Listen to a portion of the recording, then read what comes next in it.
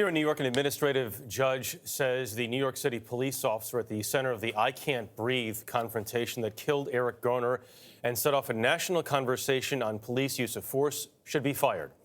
Cell phone video captured Garner pleading that he couldn't breathe as Officer Daniel Pantaleo held him in a deadly chokehold 5 years ago.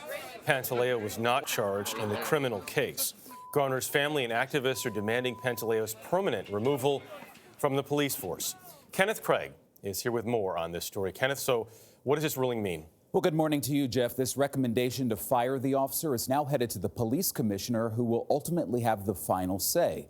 In the meantime, the officer has been suspended without pay until a decision is made on his future with the NYPD. No justice, no peace. What do we want? Justice.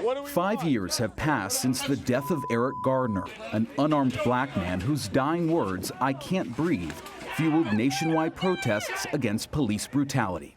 On Friday, a judge ruled that NYPD officer Daniel Pantaleo should be fired for using a deadly chokehold on Garner.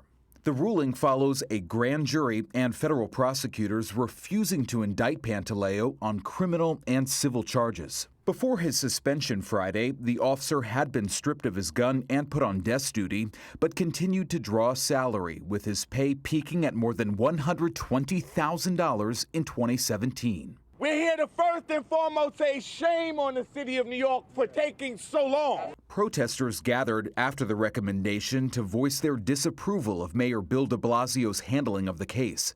Garner's death occurred during de Blasio's first year in office.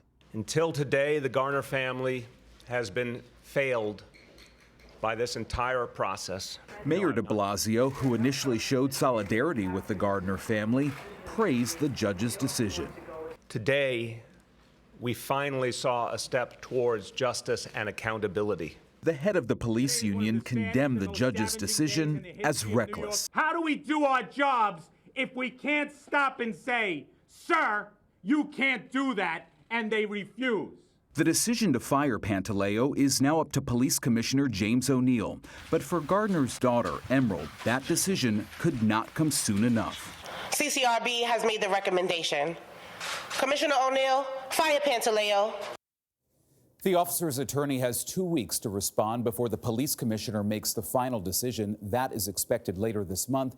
And if he is fired, the officer's lawyer says he'll appeal in state court. Michelle.